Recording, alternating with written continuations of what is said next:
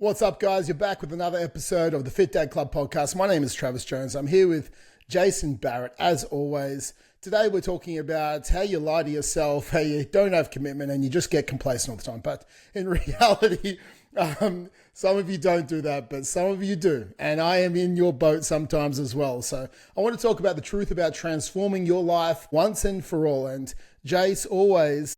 he has a pocket full of wisdom that he will share. But first off, Jace, how you doing today, mate?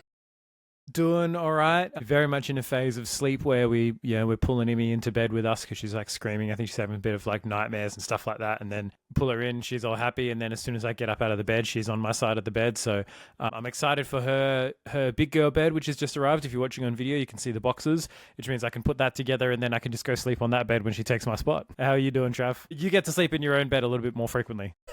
I always get to sleep on my own bed, which is fun. Lucky you, man. Unless when Liv kicks me out because I say something stupid, which was actually last night. Now, this is something for all you men out there. Now, I'm going to share this because Liv doesn't actually listen to our podcast, so it's okay. I'll talk a bit quieter so she can't hear me upstairs. You just always say yes, guys, right? Like Liv sent me some bras last night and she's like, "Oh, what do you think of these?" And I was like, "Oh, don't really like them." And then I sent back some ones that I did like from a different website. Now, this different website had girls with slightly larger breasts inside the bras. And she's like, "My boobs don't look like that. I don't have large breasts." I was like, "Oh, you have a handful." And she's like, "I don't know whose boobs you've been grabbing. Do you want boobs that look like that? Maybe you should message those girls and ask them if they want them." I was like, "Guys, if your wife ever says, 'Does this bra look good? Should I get this?' Just say yes. Otherwise, there is a can of worms you're about to open that you don't want to open."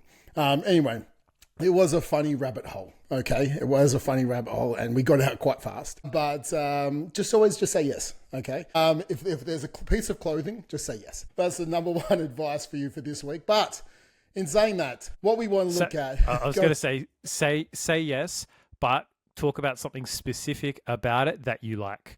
Because otherwise you'll get in trouble for just saying, because women are wise to this shit. So you're going to be like, "Oh yes, I really like this particular pattern," or "I like the way that this sits." Or if they're like really down on it, just be like, "Oh yeah, I think something more like this might," this is where paying attention really pays off, but find something specific. And I do this all the time. When Lauren asks me how's my day, she gets pissed off when I just say, "Oh yeah, it was good," or "Yeah, it was all right." I need to find something good because I hate vague questions. I fucking struggle with vague questions. So I find something specific to talk about my day. "Oh, it was good. Oh, I had this one client I was talking to who was talking about this and this and this, and he had this and this and this." And that gives her enough to go, "Oh yeah, cool, awesome." But it also gives me like, all right, I'm just going to find something specific to talk about rather than be like, "How was my whole day?" I get a bit like a drama queen sometimes. But yeah, find something specific about the dress, about the bra, focus on, "Oh yeah, I really like that color." Boom, there you go. Or if you are going to send them an alternate bra, make sure you have one without a female inside the bra. So just send the picture of the bra itself, not one with a large-breasted female inside it. Yes, that also helps. But I completely agree, mate. I think we talk different languages, men and women. So I think it's good to understand the language that they talk so we can communicate effectively. And that's essentially the part of a happy marriage. But today, guys, if you're a dad who says they want to lose 10, 20 kilos, but your actions say otherwise, this is what this episode is for. Because today we're not talking about macros or steps. We're talking about your word. And I think that's a big thing. And your commitment and transforming your life. And I think the biggest thing you have to understand is your words mean nothing without actions. And I think so many of us want to talk a big game. I want to lose 20 kilos. I want to lose weight. If you keep acting like the guy who doesn't want to lose weight, you want to have beers with the boys, or you want to, always go out to fancy dinners, or you're putting other things a priority, okay, then we're never going to change. So we need to have our words and our actions aligned, or we need to just say, "You know what, I don't want to lose weight. It's not a priority to me," okay? Because at the end of the day, if you've said you want to lose weight and it's been a year or it's been 2 years or it's been 5 years, and you still haven't done it, you don't want to lose weight. You want to live the good life. You want to you prefer, having beers there, the boys, than losing the 20 kilos and feeling confident in your own skin. You prefer eating out every week and overindulging in food rather than, feeling fit and living longer and being a role model for your kids. It's priorities. And you can't say, "No, I don't prefer that." It's like, Your actions show me what your priorities are. It's literally as simple as that. Your actions show me what your priority. Oh, but I don't have time for that. Okay, wherever you're spending your time, that is your priority. Okay, how long are you looking at your phone each day? For over 28 minutes? Then your phone is more of a priority than doing a workout. How many episodes of Netflix or Prime or whatever the fuck, subscription? Yeah, my doctor said I need to watch at least 10 hours of Netflix. Exactly. What prescription you have, what subscriptions you have. You know, if you're watching over 28 minutes of that and not doing a workout, okay, cool. You watching Netflix is more important than you doing 2% of your day doing a workout. It's super simple, guys. Like where you allocate your time is your priority. And if you're allocating it to things like other hobbies, then that is more of a priority than your health at the moment. So look at your time management, understand where you're prioritizing your time. And if you're prioritizing other things, which is helping you chill out because you don't have energy and you're constantly saying you don't have time, you're just simply lying to yourself. And I think that's probably ownership and honesty is probably one of the biggest things you need first up. Yeah, I think that's the thing that people lack, right, is the acceptance, the real big acceptance of this is where I'm at and I'm the one who can make these changes. And there's a fundamental principle in NLP, which is one of the things that I teach. It's like values, which is the things that you hold important in your life, right? The things that you value. And it's not family, it's not money, it's not, it's not having abs, whatever. It's about what those things give you emotionally, right? Like you don't value your family just because of who they are, because sometimes your family is a pain in the ass. You value your family because they give you a sense of love or joy or happiness or connection or whatever. And that's the thing you actually prioritize and want. And for people who struggle, they just do not value or do not have a high enough value on their health, their vitality, and all of the things that the end goal will give them. And that's why when we bring on board a new client, we talk a lot about, well, what would losing this weight mean for you? I mean, I'll be confident. It means I'll be happy. It means I'll be able to look at myself in the mirror and feel pride. Okay, cool. How important are those things to you? Yeah, that's important enough for you to move forward. But that is usually enough for people to get started, but it often doesn't get them all the way there. And it becomes this point where they're kind of just like, oh, I've lost a bit of weight now. I'm kind of getting complacent. I'm relatively happy with where things are. I don't feel too bad. And then it's like because they often have the burn of the negative motivation of, I don't want to be fat, right? I feel like shit. I want to stop feeling like shit. As soon as they stop feeling like shit, they don't feel amazing yet and they don't look amazing yet, but they've stopped feeling like shit. So they're in this middle ground where you've pushed off, like if you're swimming, you've pushed off the wall, but you haven't started to do any strokes. You haven't done any freestyle yet. You haven't done any kicking. Yeah, you got your momentum from the wall and then it just kind of slows and then you're just bobbing in the water and you're like, oh, is this it? There's been there's been a push, but you haven't pulled yourself along to the next stage. So if you don't value it and if it's not important to you, it's not going to be a priority. You are prioritizing other things, and it's okay to prioritize other things. It's okay you have to accept that, yes, I am choosing this over this. And so when someone tells me they're too busy, oh, I was too busy, I didn't get it done. I'm like, no, you prioritize something else. At least own the choice. Yeah. Own the decision that you made to prioritize something different, and it'll be a lot more empowering. And then you can actually say, oh no, it's not that you didn't have time, it's that you didn't make time. I didn't make time to train this week. I didn't make time to pick the healthy option, right? Even though that if you're ordering on Uber Eats, it's just one click more. All right, chicken salad or fried chicken burger. Which one? Oh, I didn't have time. It was earlier in the scroll. No, you fucking didn't. You had plenty of time. You were on your phone. So making those decisions, it might have been, it was the decision between doing that and cooking a healthy meal, whatever. But you made the intentional choice to do something different. Own the fact that is the choice that you made. 100%, man. I think when we look at it, ownership and accountability are probably the two biggest things. And unless you start to own your actions and own the fact that you put on the weight, then if we constantly blame other people and other things outside of our control of why we gained the weight in the first place, they will always control us. I think because we're saying I'm not in control of my life. When things are too busy, I gain weight. Other things made me gain weight. Unless I go, no, I put my hand to my mouth or I didn't prioritize my health and fitness and I did this, and that means I can undo this.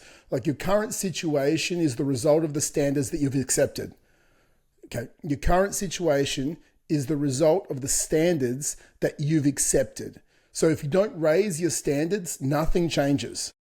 Like you have to raise your standards to change your life. And standards can be your average steps per week. Standards can be your average caloric intake per week. Like you're changing the standards. Oh, I don't know what a calorie is. Well, just fucking learn, right? Like your standard is you have no idea around nutrition. That is a standard. And you just eat by default rather than by design.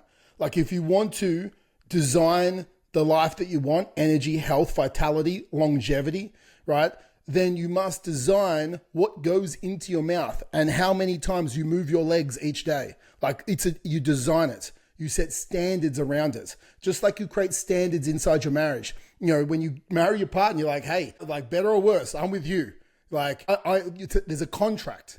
There's standards that you set. And then hopefully you adhere to that contract and hopefully you manage those standards with your partner. And then you have a long life. Hopefully you both manage the standards. You both manage the contract. And it's the same thing. You're making, if you want to change your health, you want to change your life, you create standards and a contract with yourself. Fucking sign that motherfucker and put it on the fridge.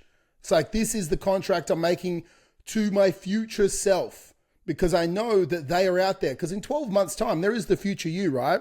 They can be another 5 kilos overweight if you accept the current standards. Or you don't accept that anymore. You raise your standards. And right now, you're making a contract with them because you want your future self to be the role model for your kids. Right? Like make an ironclad black and white contract. I think that's the big thing, right?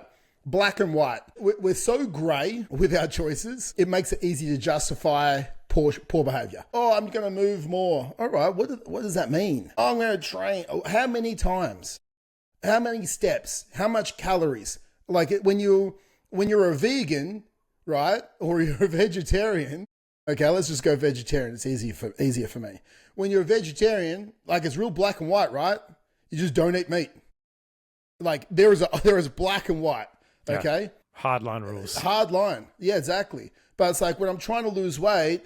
Oh, I've worked out really hard this week. Oh, I can have a little bit of ice cream. You know, like guilt free. It's like, well, can you or can't you? Like for me, I 100% must have black and white rules when it goes to like chocolate. Okay. And like, I'll have a skinny cow ice cream because it doesn't trigger me at all, probably because of the amount of artificial sweetness in it. But like normal ice cream, like a sugar-based ice cream or chocolate, like if I have some, I'll keep having more. Like I don't drink because I have obsessive personality. I don't do drugs, have obsessive personality, and I don't eat chocolate. Right? Like it's like I'm all in or I'm all out. Like if I went down that road, I'm in jail. Right? It's not good for me or my family or society. So it's like, it's not good for my body. So I just like, and it's like, oh man, you can have some in moderation. No. Like for me, like some people, they just can't. And if you know your personality, like if I eat chocolate, I constantly crave it for like the next 2 weeks. And then I'll keep having a little bit. And a little bit will start snowballing into more. But if I don't have it, I don't crave it at all. Right? That is my personality. If I know my personality, I know where I can go. So it's just bright line rules for me. Super bright line. I know what triggers me. I know what doesn't trigger me. I think that's what you have to understand. If you have to be black and white with things, that's what you do. If you go, I'm going to run 40 Ks a week and it's Sunday and you've run 2. Okay, we're doing 38 Ks today. Like make it black and white. I don't want to do 38 Ks. Well, you told yourself you're going to run 40 a week. So get your shit going, right? Let's stop lying to ourselves. And I think that's a big thing. And I think the more black and white we get, the easier life becomes. If you have those A or B decisions, right? We've talked about this time and time again with fat dad versus fit dad, right? What would fit dad do? What would fat dad do? And having those decisions in your mind. Now, there are some people who are like, well, I don't know what a fit dad would do. So that's why we have this podcast. That's why we have the education. That's why we train you up on that. And then it is, fundamentally comes down to making the decision of I want to be a fit dad versus I don't want to be a fit dad. And that's it. That's it. And then so it's like you have the choice, you have the rule. It's like, well, if this, then this. We've talked about this before as well. You have a late night at work. You have a busy period coming up. If you want it, you fucking plan for it. You know, like whenever I have a busy period of time, I'm like, cool, I know I'm going to be doing some easy dinners that potentially my wife could do, even though she's not the best cook in the world, right? Like something you pop in the oven and it has instructions on it so she can follow them step by step. Cooking some pasta and putting some meat in the oven. All right, cool. We can do that. So we have those options, right? We're doing one of them tonight. We've got we want to eat a little bit more fish because none of our family really eats much fish. So we've got some like air fried, like battered fish, which is actually pretty lean, which I'm a big fan of, like some crumbed whiting. So we're going to have that. We're going to pop that in the oven with some salad. Easy, done. Like simple dinners. And because I knew ahead of time I was going to have a busy time, we anticipated that we were going to need some of those options, and that's what we chose, right? And it was like having defaults. It takes time to build up those defaults. It takes time to build up that repetition of making the better choice, making the default choice. But fundamentally for me, it comes back down to like, how important is it to you and how badly do you want it? Because a lot of people have this like fear of the unknown or fear of treading into that territory of this is something different. And maybe I've never had abs before. Maybe it won't feel as good as I would like. I know the comfort of where I am at the moment. And there's a great quote I wanted to share around this, which is people prefer the certainty of misery to the misery of uncertainty. People prefer the certainty of misery to the misery of uncertainty. People want they want the shit circumstances that they know. It's the whole quote, the devil you know versus the devil you don't. You want the circumstances that you know because at least you're familiar, right? And even from like a young age, we talk about kids growing up with their behavioral patterns. What they're always craving is a certainty in the response from the adults around them.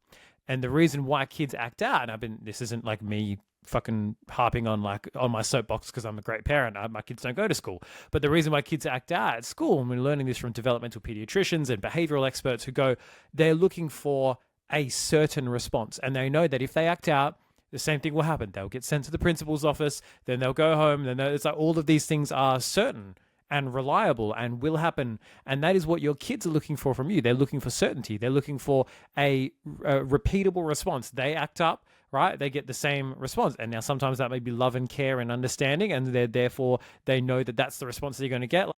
People will say all the time, don't set up bad habits for your kids. Like if my daughter cries out at night, she knows that we're going to go and get her. And if she wants to, she can come into our bed. It's like, that's a reliable response. It's the same thing every single time. And she knows that, right? And we need to build that up within ourselves because we're too comfortable with what we already know. We're looking for that reliability. We're looking for that, I get the same dopamine hit every time I drive through KFC. And then you get the same fucking regret with the wet towelette 5 minutes later. And that's reliable. It's consistent. You've got certainty there. What's uncertain is, what if I get the chicken salad? Or what if I don't feel good enough afterwards? What if I start to feel hungry? All of these negative things. I better just stick to what I know. I completely agree, mate. And I think when we look at it, if you started on your journey and you've lost some weight and you were in pain and you feel a bit better now, I think don't mistake escaping pain for achieving your purpose, right? I think that's what happens a lot of the time, right? We've escaped pain. You haven't achieved your purpose yet. You set yourself out for a goal to lose 20 kilos to be the best version of you. And then halfway up that mountain, climbing towards that purpose, you stopped because you're not at the bottom of the mountain anymore. You're not in pain, right? You're like, I'm an okay dad, not a fit dad, not a fat dad though either. I'm not a negative role model, okay, but I'm not really a positive. I'm like kind of like a gray. Again, we're not black and white, right? I think you got to constantly either give yourself a carrot or give yourself a stick to get you moving. And the stick definitely works a lot at the start, okay? Because we're in pain, whether it be like a health-related concern, is like, man, if you don't do something, you got the diabetes, right? You got the heart disease, or you got the diabetes. Foot. Yeah, exactly. Shit's going south fast, so you got to do something about it, and that's scary. And then people make drastic change. The problem is if you only got 5 or 10 to lose, you don't have the pain of drastic change. Or if you lost the weight and you only got 5 to 10 left, it's like the pull of pleasure versus the push of pain is a completely different type of motivation. And that's when it comes down to identity, okay? It really does. Identity and consistency. And, if we want to be the fit dad, we go, and that's when it does come to that black and white, because when we're not in pain anymore, we start to justify poor decisions. We get a little bit lax and we start to slip back into the version of you that you were. And I think this is the big thing, to transform your body, you got to transform your life. And I was talking to one of the other boys this week and he's lost a bunch of fat. Like he looks different to what he did, sorry. And he's got like, you can sort of see his abs, the top abs, right? And he's like, I wanted to get abs. I've lost weight a bunch of times in my life, and I get to this point where I've never had abs, and I don't even know if I can get them. I was like, you can definitely get them, but to get you to the point you are now requires a certain level of sacrifice. To get you to the next point requires another level of sacrifice. So you have to go, I'm going to probably have to go without the higher meal on the Sunday. Or I can't have beers with the boys every weekend. You can do it once a month, but not every weekend. So it requires a different level of sacrifice. So you're sacrificing, this ultimate goal that you had, that you're striving towards. And not everyone needs to have abs, guys, but it's nice to have abs once in your life, maybe, just to show you. I think there's take some pictures. Yeah, evidence. Take some pictures. I got there. Yeah. But there's a good quote from some Stoic philosopher around that. It's sad to see a man never go through his life without seeing his true potential. That's paraphrasing. But I think all of us should at some point in our life achieve our true potential with our health. I think that's a big thing. And then you can hold it. And it's easier to hold something than it is to get it. But to get the result requires a deeper level of sacrifice. So I was saying to him, I was like, man, to get you to the next level over the next 8 weeks requires more sacrifice than you've currently got or you're currently giving. Are you willing to give that next level of sacrifice? And it's a yes or no. It's like, I can't say that for you. Are you willing to give that level of sacrifice? He said yes. I was like, well, let's fucking go. Let's do it then. Because with our coaching, we'll always have these honest conversations. And it's like, these were your steps. If you want it, you've got to sacrifice a little bit more time and get to these steps. This is your calories. This is what your calories need to be. This was your training. This is what your training needs to be. This is your behaviors. This is how they need to change to get to the next level. Are you willing to make those sacrifices, and can you? Yes. Okay, let's go. If not, all right, let's just tone it back. Let's maintain for this period of time. We can get there slightly differently. Maybe we go into a reverse diet. Then we sort of diet you back down. It takes a little bit longer. Okay. So I think we have to understand that if you are overweight and you're trying to lose weight and you're 10 to 15 kilos down, we don't go back to the old version of you and those old behaviors and the old way of eating, because that will take you back to the old version of you. You have divorced that. That was a bad relationship. That was leading you down to this really shitty period of time. And you don't want it. You married your new relationship, the future you, the one that lives longer, is happier, okay? Every day you have more energy because of it. There's no nagging or anything like that. It's just you loving your life. You've married this. There is no going back to that. You don't cheat on your new life that you've married with your old life that was causing you misery, even if it looks good. That's not what we do, okay? Because you've got a contract with the new version of you. So you divorce that because it was a bad fucking path. Those behaviors don't serve you in the long term. These behaviors do. So we don't slip back into them. It's so crucial for you to understand this, because I think people look at weight loss as a quick fix. I'm going to do this low carb or this keto or this paleo or this carnivore. I'm going to do this F45 thing, for this period of time and this 8-week challenge. I'm going to lose the weight. And then what? You go back to your old self, then you gain the weight back. You lose the same 10 kilos every year for the next 10 years. It's like yo-yo for a decade, and you finish your decade still 20 kilos heavier, and you're like, fuck, whoa, the 40s were hard. And you get to 50, you're like, am I ready to make actual change now? And you got to change your life for the rest of your life to live longer. And until you actually understand that, your whole life will be a constant battle. And this is in every aspect of your life: financial, relationship, and health. Right? There is a certain level of behaviors that you must adopt to have the success in those areas. And you go, this is me, this is black and white, this is who I am. My identity has a set level of behaviors. Those behaviors have a set outcome, and they will continue to repeat themselves. It is so simple, but it's not easy. Yeah, we talked about that as well recently. It's a tiered approach as well. It doesn't have to be black and white, I only go to the gym 6 days a week or I don't do it at all, right? It's like you incrementally increase your standards, right? You increment, because there's two ways that you can start to grow. You can either raise your maximum effort or you can raise your minimum effort, right? You can raise the ceiling or you can raise the floor. Raising the floor often has a really positive effect because you increase, it's like I just don't go below 5,000 steps a day. Let's say you're like a work from home guy like me. I don't go below 5,000 steps a day. So, that takes out all those days where you might have done 3,000 steps. I don't get KFC or whatever it might be. Or if I do, this is this is the only takeout that I get when things are stressful, rather than trying to go, on my best week, I'm going to eat fucking grass-fed chicken, which I don't know how possible that is. And I'm going to eat, the most cleanest everything organic, whatever you've ever seen. Amazing. Awesome. It's not going to really be that much more of a benefit to you than just bringing up your minimum standards. So it is incremental. You can do those changes gradually over time. But as Trav said, you've got to make the fundamental decision. You've got to make the choice. And you've got to, as he said before, the sacrifice has to be worth it for you. And you have to know what you're giving up and what you are moving towards. And you've just got to go, cool, yeah, that's fine for me. I want to live longer for my kids, have more energy, be the vital dad who can run around, play with them. Even last night, I finished work, I went outside and my daughter was wanted to blow bubbles, right? So I got the bubble thing out, I was blowing the bubbles, and then she wanted to blow them and she wanted me to run around and chase and pop them. Now, after a day of work, if I was overweight, if my knees hurt and my back hurt and all that kind of stuff, sorry, honey, Dad's just going to sit down and blow the bubbles and you can run after them. No, she was able to be the person waving the bubbles around. And I was able to run around and jump after them and try and pop them and do whatever and made her laugh and giggle, and it was the best thing in the world. There are dads out there who can't do that. You might be in that position. You might be working yourself towards stuff like that. You might have older kids who want to, kick the footy with you or go for a run or do these things that you can't do.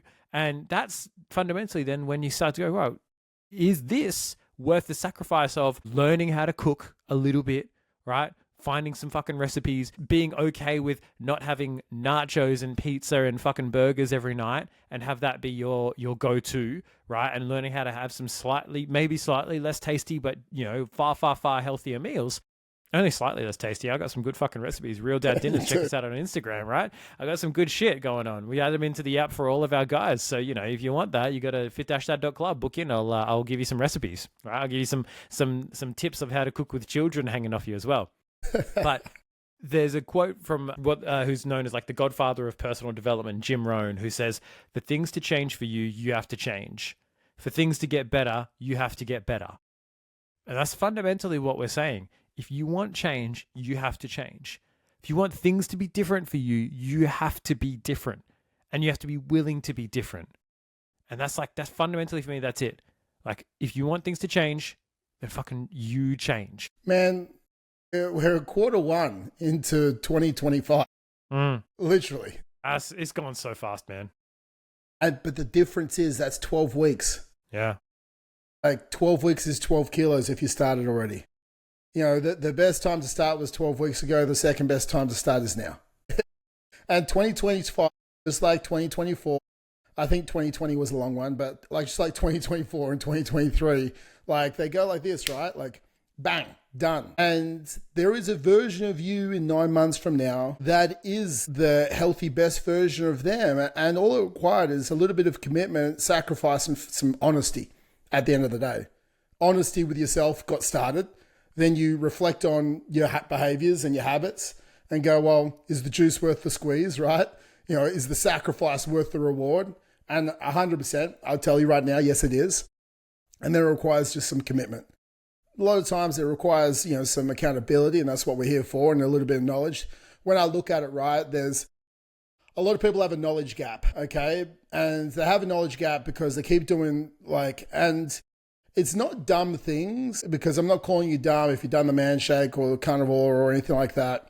I've done carnivore specifically for a 30-day period for alleviating staph infections because I had a lot of inflammation. I don't have staph anymore. I haven't for 4 months now, which is touch wood. Yeah, fuck yeah. Last year was tough for me. I had fucking 19 staph infections, I think. It was intense. And I think there are certain diets for certain things. The only diet that works with weight loss is a calorie restriction. Then you couple that with fat loss is having enough protein.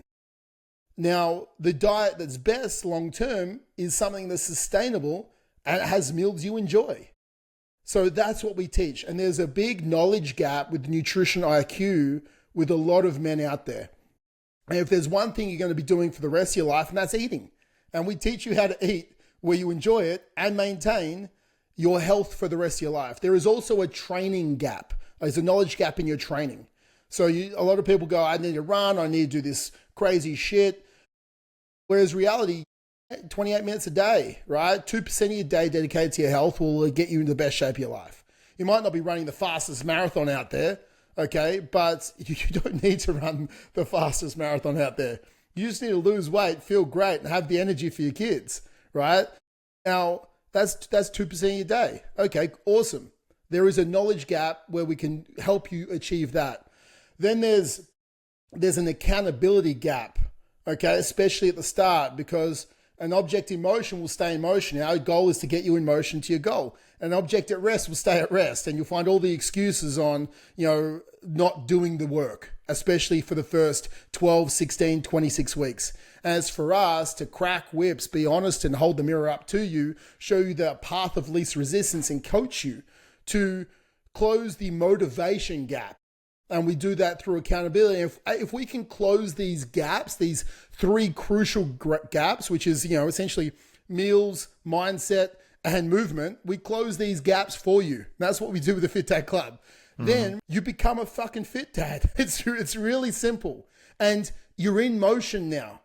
And you'll stay in motion. I think that is a crucial thing. So I need you to reflect out there and go, which gap am I missing? And do I actually need help to close this gap? I think that's honesty, right? At the end of the day, you have to be honest with yourself, and you have to have some humility that maybe you don't know everything, okay? And if you keep going towards the man shake or the fad diets, you're not changing the fundamental problem, which is the nutrition IQ, because then you'll keep losing the same 10 kilos for the next 10 years. Yeah. I think if you keep going, back in the day, I did this running and I did this, and I was spending 17 hours a week training, there's a training gap. There's a knowledge gap there, right? If you keep starting and after 2 or 3 weeks, you fall off the wagon because you feel low in motivation, there is a mindset gap, and we need to close that gap for you, okay? So I think you need to reflect and go, what gap? You might need all 3 gaps closed. I don't know. I don't know. But all of us have some form of gap. And we have to be honest with ourselves that if I want to change my life, I need to close these gaps. And if I'm stuck at one of them, I need help to do that. And that requires you to be humble enough to ask for help. And those people who do ask for help, okay, that's who we can change their life. And I think the cool thing is, I was talking to one of the boys yesterday, because I do some sales coaching as well, and he sells health and fitness. And I was like, he was a little bit down. I was like, man, you sold over 1,000 men, okay, over the last, years, okay, into transforming their life. Each of those men have if we look at the connecting the dots, they have a wife, and they have, kids. There's like 3 people around them, and there's people that seen them change their life. If we look at that, you've got at least like 4,000 or 5,000 people every single day going, thank you. Thank you for helping me. Because you've changed their life, and because of that, you changed the people around their life. You're standing there on the field in a stadium. People are cheering you on, saying, help another man change his life. And that crowd will keep getting bigger as long as you keep trying to change other people's life. And for me, that's so motivation. For me, that's why we do this. I want to be there in a metaphorical stadium, okay, years from now. Fit Dad Arena. The Fit Dad Arena, and just look at all the dads and the families' lives that we changed because we helped them close those gaps. And because of that, we changed their lives and their families' lives and their extended families' lives. And you're like, you're not changing. You are, man. The amount of guys that we've helped lost, me and Jace, lose like 10, 20, 30 kilos. And because of that, their family starts doing stuff and their friends start doing things. And they've changed their workplaces habits because they're, what are you doing? Oh, I'm doing this. And all of a sudden, people are just starting losing weight, dropping kilos left, right, and center. And it's like one, we helped do that. And 2, because you committed to yourself, you did that. But that's the shit that lights me up. Like it truly does. So guys, I want you to reflect on those gaps and understand that like transformation at the end of the day is just identity change, and identity comes from your habits. So true transformation comes from changing the daily habits, like the daily habits. And I want you to be honest with yourself. Are you just interested in losing weight, or are you committed to losing weight? Because the two different things take a different level of intensity. I'm interested, I'll dabble, I'm a dabbler. Okay, I'll do a little bit of this, a little bit of that. Or I'm committed. I'm committed to changing my life for the rest of my life, because I want to be that man that my kids continue to look up to, and I can be the role model for them. You know, we don't just drift into a better body. We decide to have a better body. Then we act every day to have a better body. Right? We don't need more time. We just need more honesty with ourselves. And I think if we can do that, your life will change, and those around you, their lives will change as well. And I think that's the difference between, just commitment, complacency, and that is the truth about transforming your life, guys. And that's today's podcast. So if you want to close that gap, reach out. This is what we're here for. But if this is giving you a kick up the ass as well, let us know. If you're not booking in a call because you're taking action on the stuff in this podcast, just like let us know. We'd love to hear that. We get DMs, pretty frequently from guys who have started taking action just because of some of the shit we've shared here. So we love to hear that if that is you. And then otherwise, we look forward to speaking to you and dropping another podcast next week. Too easy, guys. Enjoy the next 9 months of 2025. 3 quarters to go. Let's go and smash some goals. Until next week, let's peace out. 40 kilos down. Let's fucking do it. Let's get it done.